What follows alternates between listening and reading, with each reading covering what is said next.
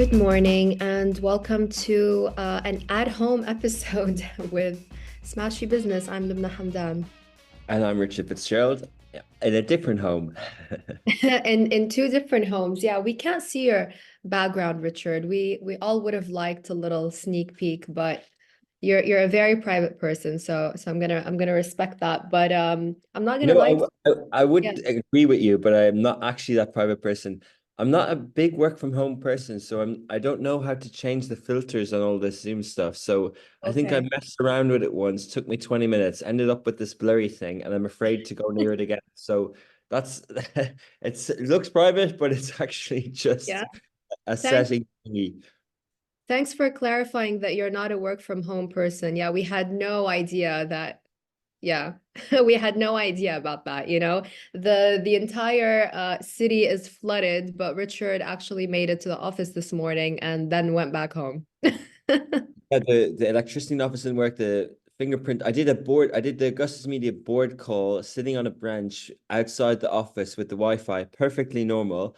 I'm not a work from home person because I believe in the function of an office. I believe it, the Industrial Revolution, that what was manufactured 100 years ago, this thing called a maktab or an office, I think it still has a purpose, especially when you have content creation and studios, and also go on about it, but it's like when you have people working together with teams and human beings interacting and knowing how to have emotional intelligence as their career grows, I think Yeah, it's important. Anyway. yeah. Absolutely. Hey, look, it's all about productivity, right? But yeah, so the weather has been pretty bad in Dubai. It's the first time that we get this much rainfall since I think it was 1949, if I'm not mistaken. I read that on the news today, and it's been affecting everything from businesses to schools to infrastructure. But I just got a bit of a flashback from Corona times because I'm going to be honest with you. I'm not going to pretend like I'm wearing this blazer and a full suit. I am actually wearing my pajama bottoms. Very COVID vibes. Yeah, no, I get you. So it works. Just don't stand up and open the door in the background, like as often Absolutely. happen people. And the Zoom stuff that go viral. Yeah, I think we've had some cloud seeding and weather stuff in Dubai, particularly in the last 12 months. But what we've seen on the roads, Lubnan, with businesses and airlines affected, people sleeping outside airports, people sleeping in their cars, it's bad and it's tragic, and it's sad, and it's easy to throw blame left and right, uh but this is the weather, right? Like, this is a storm coming from Oman. This is global warming. Like, this is what we're dealing with. And as you Yeah. said, the show must go on. Dubai will bounce back. On the call this morning, William, who's based in San Francisco, he mentioned that they have fires there quite regularly in California. Right. And you Right. know the thing is, though, that not many people learn from it and are well prepared the next time, Mm. which maybe we can, take a moment today and see how can we be even more prepared next time. Yeah, absolutely. And you know what? Because everything is always perfect and kind of so perfect that it's so surreal sometimes in Dubai, it's nice to, get that taste of reality and say, you know what? Yeah. I mean, I don't know, a little bit of a struggle sometimes is nice just to remember that we do live in the real world. Everything is so easy here. Like one of my friends last night wanted to order food and he was like, I can't even get food into my house. I'm starving. I don't know what to do. I don't know. It's just nice to struggle a little bit sometimes in a city that's so perfect. And that takes me to the news today. The weather has been affecting mostly flights. There have been a lot of delays and cancellations. We just got an update very late last night, early this morning, that Fly Dubai, and I think a lot of people saw that video of the Dubai airport runway absolutely flooded with water. We got news that Fly Dubai is suspending all flights until the 20 I believe it's the 18th of April. I'm gonna check it real quick right now for you guys. Here it is. That video was absolutely fascinating, by the way. No one has ever seen that until today. So it's suspending flights On 17th of April, it's suspending all departing flights from Dubai. Interesting that. And it's not, I don't think it's just Fly Dubai. I think a lot of the airlines are going to come out now with statements. Surely it cannot be the only airline that is suspending flights. And we're expecting more storms today in the UAE. Yeah, I think Emirates announced no check-ins until midnight tonight, so no additional check-ins if you haven't checked in already. I think fly to buy flights were suspended until midday today. So there's a lot of videos. There's a crypto conference, there's Token 49 taking place in Dubai. There's a blockchain conference. I saw videos of people, especially in from that, sitting out, lying on, camping outside Terminal 2, Terminal 3 in Yeah, Dubai. It affected everything, but these things do affect business, and then we sort of get on with it. But yeah, the airline industry, airline in particular, Lumna, the transport, weather is always a factor, and their resilience and their speed of turnaround is always quite impressive as well. So we've had 8 hours of dry time since midnight last night. I think the last major rainfall happened kind of that big storm that was supposed to happen at 10 didn't. And yeah. then I've been driving around the roads, as you mentioned this morning, and it's just getting better and better by the hour. The sun is bright, it's strong, Yeah. it does dry. It will sort of take about a week really, and I just hope the people who are at home with electricity issues that I just and another thing we could talk about is the insurance. We see cars just ruined. The insurance claims and where you insured and all this sort of stuff. Obviously, people have car insurance, but the house claims, who do you blame? Is it the developers? Did you have house insurance? Like that's the Right. sort of the commercial knock-on effect, right? Right, yeah, it should be, yeah, that's interesting, and I think we are working on getting some experts to give us their insight about that. But a lot of residents have been complaining about very commercial building, commercial construction. Developers like Azizi, some people have been complaining. The roofs have been falling down, but then you see the same thing in Emirates Mall. We saw that with the roof over a flying tiger. That video went viral. A part of that kind of, infrastructure collapsed a little bit in the mall. At both Emirates Mall and Dubai Mall were flooded with water. I mean, the infrastructure here is just not prepared for that kind of rainfall. Understandably, it hasn't seen that much rainfall for 75 years or so. Yeah, we did see some weather impact in Oman, in Qatar. Amman in Jordan is fine at the moment. I had a call there yesterday. Our Riyadh office is good. The weather is slowly improving in Egypt. So, regionally, it's the UAE that's been affected most, and Oman in particular. A Yeah. bit in Qatar, but not majorly there as well. So, yeah, regional business, the show will go on like all other post Eid conferences and events will be happening, especially in Saudi. Everyone is back to work and everything is just normal. And I'm sure after these few days, the UAE will sort of get back on track as well. It's funny because we also reported that Dubai Airport ranked the busiest in the world for international passengers, again for the 10th year in a row. I think Dubai just got jinxed. That's what we say in Arabic. Someone gave us the bad eye. That's our excuse for everything. Moving on to Eid, though, we've had two prominent businessmen, one from Egypt, talk about Eid holidays. They're saying they're too long, they're unjustified, and some businesses like banks need to stay open during the Eid holidays. So the first one is the CEO of prominent. It's a big retail giant. It's one of the oldest in Egypt. It's called B Tech. It's both retail, brick and mortar, and e-commerce as well. His name is Mahmoud Khattab. He's the chairman and CEO at B Tech. He stirred a conversation on social media. He had very candid remarks about vacation culture in Egypt. Some criticized him, some agreed with him, but he said these long Eid holidays, especially after a full month of slow business in Egypt during Ramadan. And it was very different to Dubai here. In Egypt, it was kind of much, much slower. Dubai was still fast-paced during Ramadan. He's saying it's not good for business, and we need to change that. Emirati billionaire Khalaf Al Habtour, always in the media, very outspoken, very candid. He also said banks should remain open during holidays. He urged the government to reconsider the issue of closing the doors of banks completely during official holidays.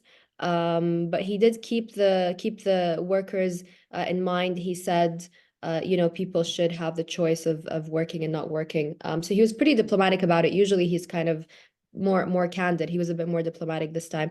Um, Thoughts? I mean, I do agree about the bank thing and the Egypt work culture for sure. Yeah, definitely. I think that the work-life balance is important, and how societies run and holidays, like it's a given, it's accepted around the world. So let there be holidays, it's fine. But I do agree as well on leadership, and I'm glad that business people have come out and said this, because sometimes people expect the best of everything, right? Like they expect to be handed things, good infrastructure by their government and everything in place. But then when it comes to actually doing the work, are the hours in the day and the days in the week and the months of the year, the reality is, Lubna, we're talking about the weather, the impact of the economy in Dubai and UAE in the last 24 hours is significant. It's hard to put a Yeah. finger on it, but all the delivery in every sector yesterday, spend is down massively. Restaurants, so if people are taking holidays, this is what regular people who who don't really see the giants of business, and these two prominent business people see it. They see when people are unproductive, that it affects their bottom line in that month, and an economy is the circulation of cash. That's what GDP is. The movement of transaction from one person to another, and the cuts in the middle, and just the free flowing of cash, whether it's banks opening, whether it's people showing up and doing an 8-hour shift and getting the minimum pay that was increased actually recently in Egypt, from I don't know the exact number, but that's one of the things that the government did. They increased the minimum pay in Egypt. I think it's from 600 Egyptian pounds to 1,200 or something tiny amount anyway, but the average salary in the month. But yeah, so these are the things that maybe it's up to 6,000. We should check that. But so these are the things that, that not everyone understands, that like an economy is the sum of its output. It's a sum of productivity. You know, if Yeah. if you work 6 days a week, you're going to make more money as a person, because and the country is going to progress faster. So if you take God more forbid. holidays, God forbid, Richard, we work 6 days, 6 days a week. yeah, well, God forbid we go on holiday all year. Like I agree, like I agree with these guys, but I also agree with the current structure. Like you can't expect to progress as an individual if you take holiday all the time. Like, people come to the reviews at the end of the year or whatever, and they've had like loads of holidays, loads of work from home, loads of sick days. Cool, right? Like, but what hours did you put in? Everything's about what you put in and what you get back. If you do fitness, if you study for an exam, if you learn the language, right? So it's the same with work. And I don't think, and it's the same with building a country. It's the same with building a business. It's the same thing. But I think the Khalif Al Habtour one about he's like, the UAE is a very capitalist country in terms of being open to business, very tolerant. And they changed the weekends, and they did this and they did that. And I think he didn't say no holidays, as you said, more kind of more diplomatic this time. But he did say that, like, we've got so many trillions of dollars of cash in circulation. Uh, and when I read that headline, I thought maybe he's on about people going to branches, but that's not really what he's on about. What he means is that, Lubna, if you made a bank transfer on the 8th of April, it won't have come into effect until the 15th. So you're losing 8 days, even on digital banking. And this is the point. It's not about bricks and mortar, and it's about the banking days being open, the stock exchange being open, the free flowing of cash. And I think he has a point there. Yeah, I do think he has a point as well. I'm surprised that someone like Mohammed Labad didn't come out with a statement, because he feels very, very strongly about this. He doesn't believe in the life work balance. He believes in people working 24 hours if they could. He's very kind of strict with that. So yeah, I remember him making kind of similar comments about this topic years ago. But you know what really stuck out for me, Richard, is people who really took advantage of this situation with the weather and businesses being down, there was one restaurant in downtown. Even the Rove Hotel was closed, and that's an Imar, hotel. There was one restaurant in downtown which remained open, and it was absolutely packed. Packed. I mean, I'm sure that restaurant made more. It's next to the double-decker pub. I'm sure it made more than it did most days, because everyone that lived in that area was looking for, because all the deliveries were out, everyone was looking to get food, and they made so much money. So I love that they were being smart. It was a smart move. And also Kareem, the ride hailing, the app that we all know and love, Kareem. They took advantage of this from an advertising marketing point of view, and they had those today's ride options, funny kind of meme where you can get a canoe and a boat and a yacht for the day. So that was nice to, and Kareem have always been on top of their marketing and advertising and social media. It's been cool. It's been fun to watch. Um, Big things happening anyways besides the weather. You mentioned the stock exchange. Spinneys is planning to go public with a 25% stake on the DFM, the Dubai Financial Market. That's another move on the exchange that we're looking forward to. We've been seeing a lot of companies list. So that's a major move for regional markets. Spinneys obviously is a very well-regarded, well-known supermarket chain. It's one of my personal favorites. It's going to offer 900 million shares through an IPO. Thoughts, Richard?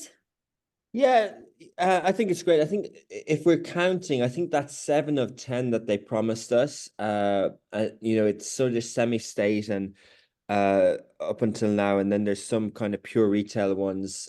We had Brazil Holdings, the hospitals and the pharmacies, and Yeah, now we're having Spinneys. Yeah, I think it's good. I checked the prospectus. I didn't read every one of the 246 pages, but I looked at the headlines. I saw that how profitable they are. I think they're $1 billion in revenue or something like that. And I think 70% dividends, yeah, 70% of profits that they'll pay in dividends every year. yeah, Uh, so, a lot of the Spinneys, the history of this story, I think we'll go into more detail on it, especially, but the people who set it up in the UAE, it's a UAE success story. It's in Kuwait, Lebanon, a few places across the region. So I think it's healthy. And there's a lot of appetite, as we've seen, for these types of listings. And this is going to be one for the DFM. Last time we had ADX. yeah, The first, of the 25%, 95% of that is going to go to institutional. So the first tranche is 5% for retail people. It's going to list. They'll do all their sort of. You can subscribe now. It's going to list on DFM on the 9th of May. So we've got a couple of weeks of hype, and we can tell the Spinny story and the history of it, and we can go into a little bit more detail of Lubna, what you think of retail and bricks and mortar. Amazon bought Whole Foods in the US. Walmart are punching around. They're trying to buy random things as usual. yeah, All these companies are even trying to get into streaming and DVDs. I think Walmart are trying to buy some streaming yeah. service and stuff like that. They were even linked with TikTok in the past. I remember someone telling me the business model around Kipson's recently, and the Kipson's have sort of blown up here. The blue box, the branding, the lovely app, the good quality food. And I always wondered about, Lulu announced that they're going public as well. And now Yeah. we have Spinneys. And I wondered around their business models, but they seem to be so entrenched of them that they're on every high street that people know what to do. But for me, from the outside, they seem to have been very slow with e-commerce. With Spinneys, it's particularly very, very slow with e-commerce over the years. And I think it allowed the likes Yeah. of Kiptons to sort of steal a march there. And we saw the acquisition of InstaShop in UAE for a huge number that they were able to jump in there. And you've Etisalat buying El Grocer, and Kareem even do groceries now. So I just think they kind of miss a trick. Their profits are there. Like as an investor, you take the money, you take the dividends, but do I really believe that they're ripe for the future in this sector and they let people in? No. But do I think them being public will let them gobble up the Kipsons and sort of integrate it in the way that kind of Walmart and have done? Then yes, potentially the brand is there and they're probably going to be around for a long time to come. Yeah, absolutely. I do agree with you about Spinneys, and even Shweetram's when we look at that, and perhaps you could argue Waitrose as well. Very slow when it comes to e-commerce, even on InstaShop when you want to order from those supermarkets. Even though they, Spinneys and Waitrose specifically do have more kind of high-end, high-value products, but the delivery time is always, if not double, triple the delivery time of other supermarkets, and you kind of wonder why it's taken them so long. But perhaps Spinneys doesn't need to, perhaps doesn't need to that much kind of go, jump on that e-commerce train. I don't know. They seem to be doing well. Yeah, what do you mean by that? But they don't need to do e-commerce. They don't need No, to no, no, I be where mean, the consumer is. yeah, well, I mean, even small things like when you go on InstaShop and you want to order from Spinneys, it usually takes, if not double the time of other supermarkets, which offer 30 minutes, 40 minutes. It's usually like, 80 minutes, 75 minutes, 90 minutes, the delivery That's time. the point that they should either have their own service that's faster, like Kipson's is quite fast, well, they do next day or whatever. But this is the thing, they let the InstaShop people, like they didn't build their delivery service even good enough. Like irrespective of e-commerce, like their delivery wasn't as good as other places. Like, Yeah. but like, look, like the prospectus gives us an insight into this, and I'm sure there'll be a lot of private money that will go after this listing as usual. Yeah, yeah, absolutely. Right, Abu Dhabi, lots happening for Abu Dhabi. We've all seen that picture of Sheikh Tahnoun at the signing of a deal between Microsoft and Abu Dhabi-based AI group G42. It's for a $1.5 billion investment from Microsoft into the group. It will give Microsoft a minority stake in the company, and its vice chair and president, Brad Smith, will get a seat on the board as well. The news comes after the Abu Dhabi company cut ties to its Chinese hardware suppliers, which had been criticized by, surprise, surprise, US lawmakers. The US just loves to criticize everyone, holier than thou, as usual.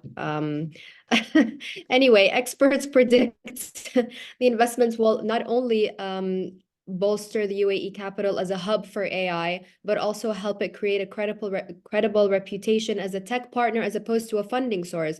The US, everyone from the crypto guys to AI, everyone always sees this region as the place for funding, give us your money, but not necessarily investing in this region or even taking that money and investing it here. So this is great to see.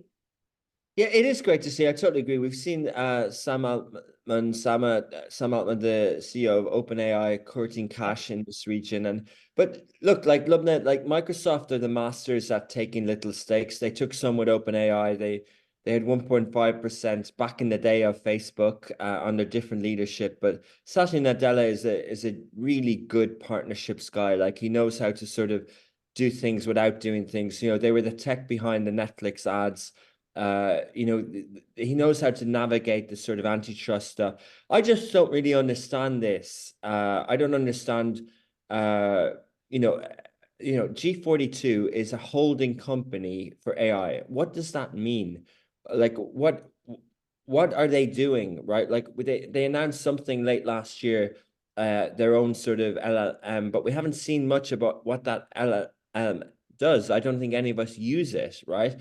And then where's the 1.5 billion going? Is it for hardware? Is it to build data centers, servers, or is it software? I think there's a really good on the All In podcast, Shamat, I can't pronounce the second name. uh, that well-known US commentator. He did a really good analogy about AI, and he said that uh, it's he compared it with refrigerators that the refrigeration system, no one owns it, right? It's Coca-Cola who built the business on the back of keeping the Coke fresh and cold in the fridge that did Yeah. really well. And I think that that's his thesis, is that like the AI is going to be like the refrigeration system, and that people are going to build the Coca-Colas. And so if that's the case, then what is G42? Is G42 going to invest into the Coca-Colas in the region around AI, or whatever? And I don't think we know much about it. And I think time will tell. Yeah, I agree. Time will give us more information. And you know, Abu Dhabi do kind of, especially Sheikh Tahnoun, he does tend to, work on a lot of projects that end up, becoming extremely successful, but very much on the down low. Anyway, we do have a little bit more information about this. So this deal will see G42, the Abu Dhabi company, use Microsoft's cloud computing platform Azure for the development and deployment of AI services. And it's also that both companies do plan on building data centers in other countries. So that's a nice partnership there. And they're going to support a $1 billion fund for AI developers as part of their partnership. So that's a little preview. Yeah, that's really good. Really good to know. I think G42 has a healthcare arm as well, so maybe we'll see a lot more development on data and healthcare. It's like you said at the start, it's exciting. They divested, uh, uh, they moved away from their investments in China. They're sort of moving into investing in the region more, and it's good to see FDI 1.5 billion coming in from the US rather than going the other way around. So great to see. Yeah, absolutely. The Four Seasons have launched their own private plane, and it will set you back only $115,000 dollars a day. Once booked, the Four Seasons team members will help design personalized itineraries utilizing their local expertise, and guests can explore filming locations, attend global sporting events, or enjoy festive vacations and themed trips, all customizable with guided tours and exclusive access. No, thank you. I've been on a private jet once. I can do so much more with that money if I had it. But jokes aside, I've been on a private jet one time in my life for an interview, and it is so claustrophobic. I don't know about you, but I would prefer to sit in first class or something, even though I've never sat in the most I've done is business class, I'll be totally honest. What about you, Richard? What do you think? Would you ever, given you had that much money to spend, would you do that? Not for the experience, maybe for the efficiency. I would see the benefit of moving travel fast. Yesterday, people were joking about helicopters, and if you want to see some of the other end of the town yesterday, you couldn't do it. But with flying cars in Dubai in the future, you will. A lot of people move around America in private jets. It's a big business. It's a big industry. There's been a lot of private jet startup companies that you get time FedEx, on. FedEx is great. Yeah. A lot of ones like that. What I just want to talk really about Four Seasons of that, because I think they've done such a good job. Like we've seen master hotel luxury brands go into residences. Like this has been a theme. We've seen a lot of that. Yeah. Roger Federer actually stays in the Four Seasons residency in the UAE. Like we've seen a lot of stuff like that, right? But Mhm. have you seen White Lotus? Do you know of Uh, it? I saw half of the first season and I just got bored to death, honestly.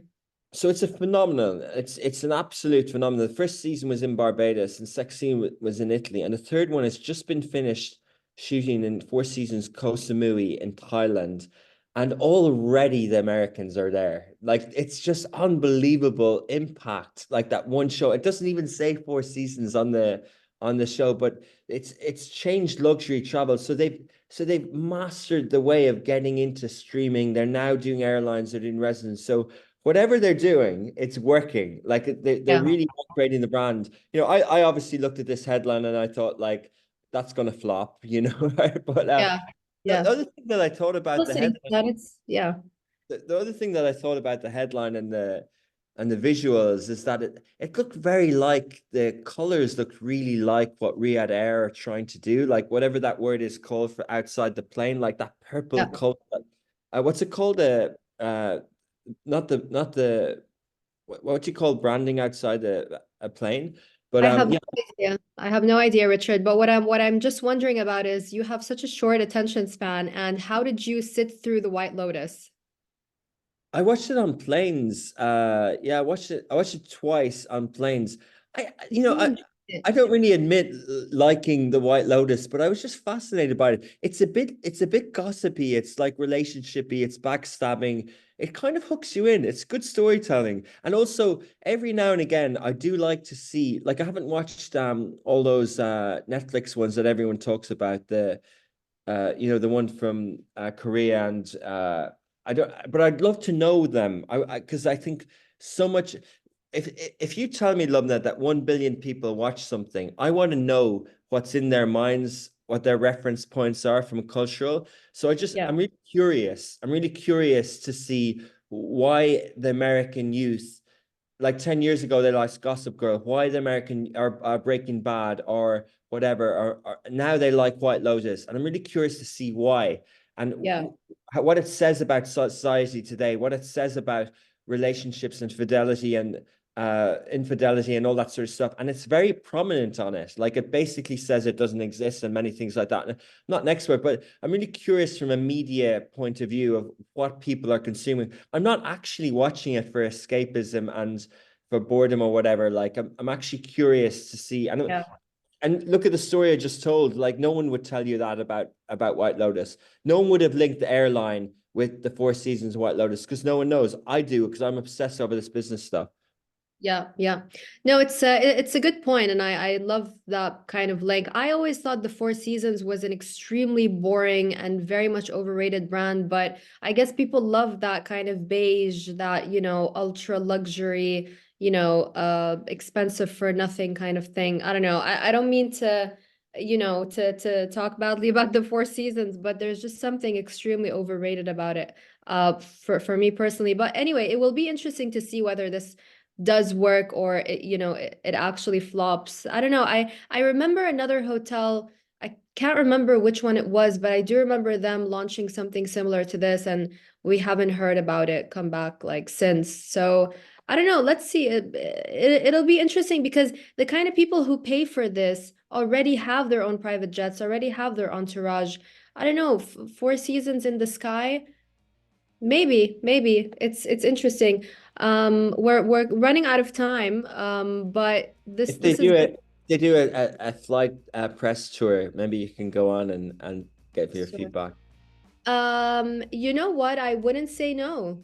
I wouldn't say no. I'll be claustrophobic for a couple of hours. Yeah, sure. Sure. If the Four Seasons is listening, yeah. All right. Change my mind. Good to chat this morning, Lovely. And hopefully we'll be back in office tomorrow.